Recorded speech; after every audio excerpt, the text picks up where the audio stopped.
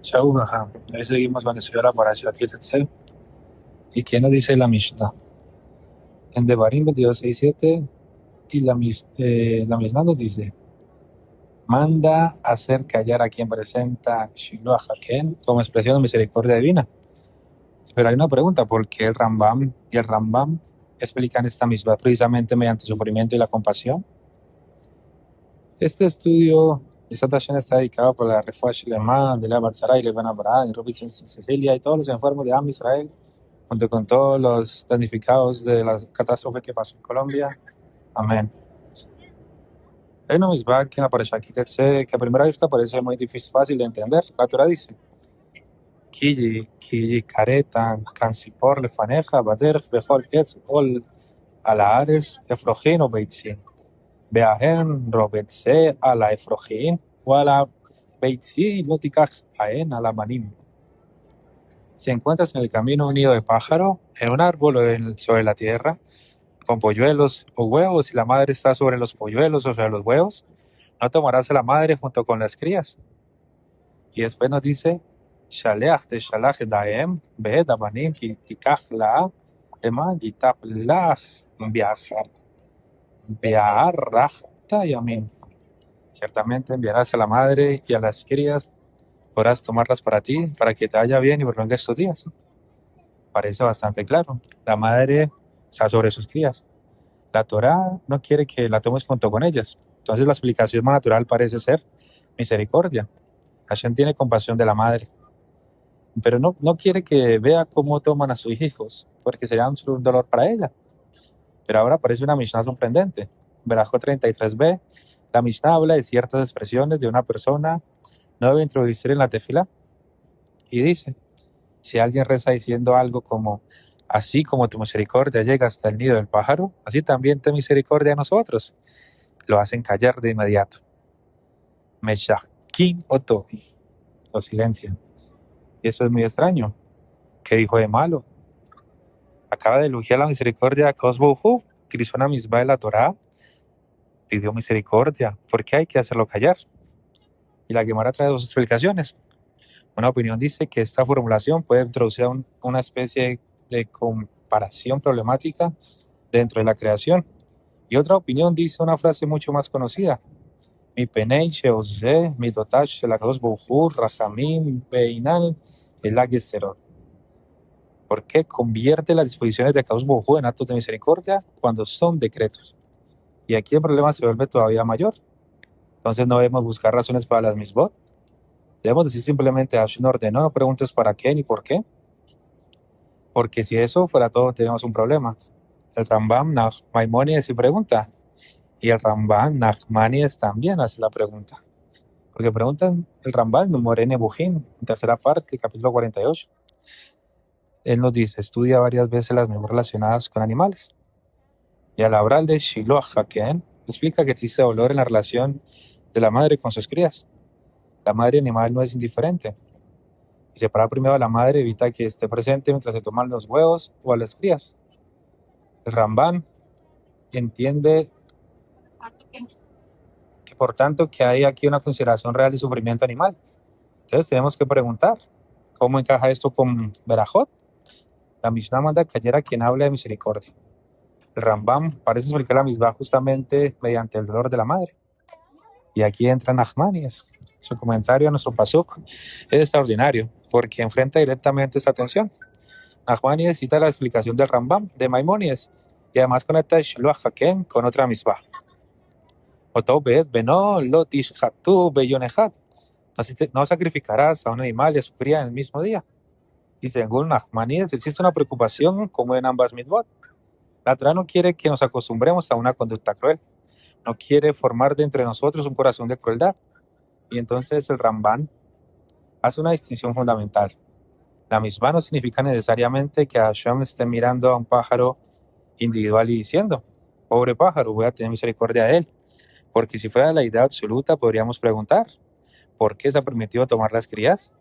O también preguntarnos: ¿por qué está permitido sacrificar animales? ¿Por qué existen tantas situaciones en las que la Torah permite utilizar animales? Y la Torah nos está enseñando que el hombre nunca puede causar ningún sufrimiento a un animal. La pregunta es distinta. ¿Qué tipo de persona estamos formando mediante la manera en que actuamos? Y aquí creo que está la clave para entender la Mishnah. Porque hay una diferencia enorme entre decir esta misbah existe porque Hashem sintió lástima de este pájaro concreto y decir esta misbah educa al ser humano para no desarrollar crueldad. Son dos afirmaciones diferentes.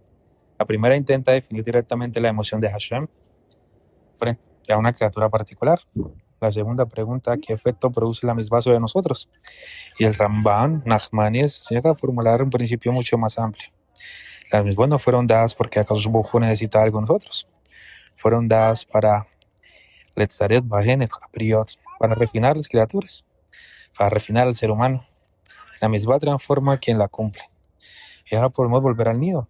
Imaginemos una situación. La persona va caminando, ve un nido, hay huevos o polluelos y la madre está allí. La persona tiene poder absoluto sobre ese pequeño mundo. Podría tomarlo todo, nadie lo está deteniendo. Precisamente la Torah introduce un límite. Lotika jaen alabanim. No tomarás a la madre junto con las crías. Shaliach te shalach daem. Debes enviar primero a la madre. ¿Y qué está ocurriendo? La Torah está interviniendo en un momento en el que el ser humano podría decir, puedo hacerlo, entonces lo hago. Y le enseña que algo esté disponible no significa que existan límites en la manera de tomarlo. Eso también nos ayuda a evitar otra confusión. Cuando hablamos de Ta'amei y Misbot, las razones de las Misbot, no estamos diciendo que descubrimos toda la intención infinita de Hashem. Un Mefares puede mostrar una dimensión. El Rambam Maimónides puede explicar un aspecto. El Rambam Nachmanides puede profundizar otro aspecto.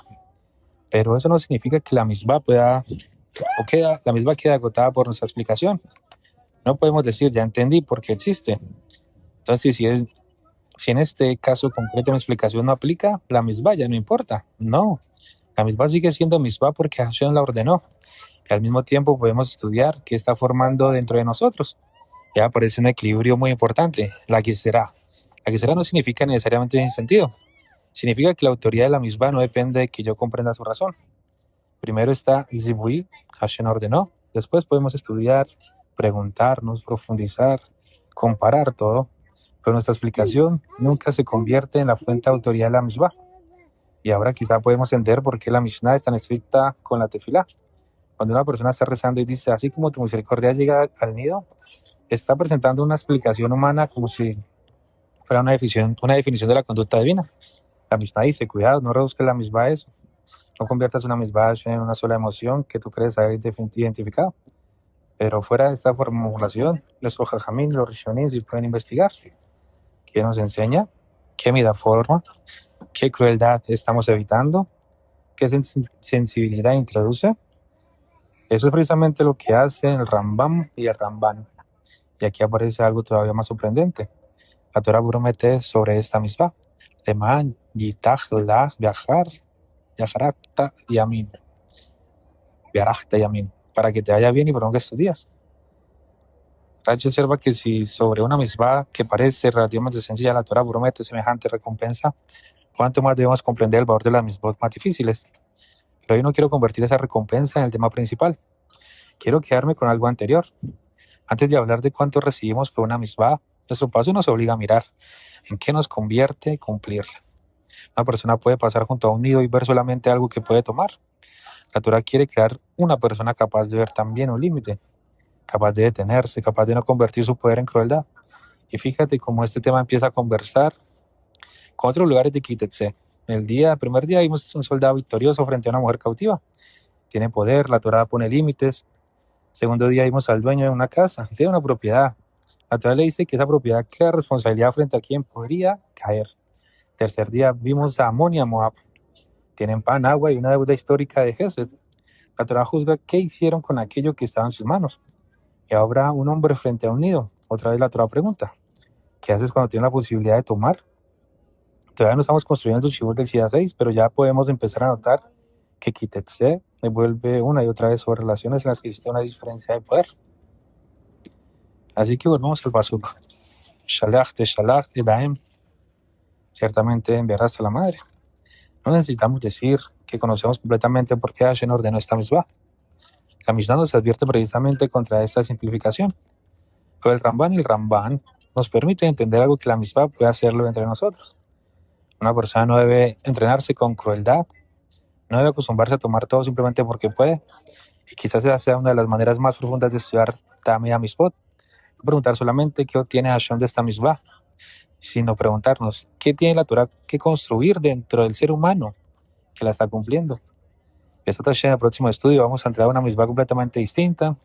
La Torah dice sobre el trabajador: Beyomot iten secharo. En su día le pagará su salario. Y utiliza la expresión extremadamente fuerte: Belau no se nasho. Hacia ese eleva su nefesh. Hacia ese salario eleva su nefesh.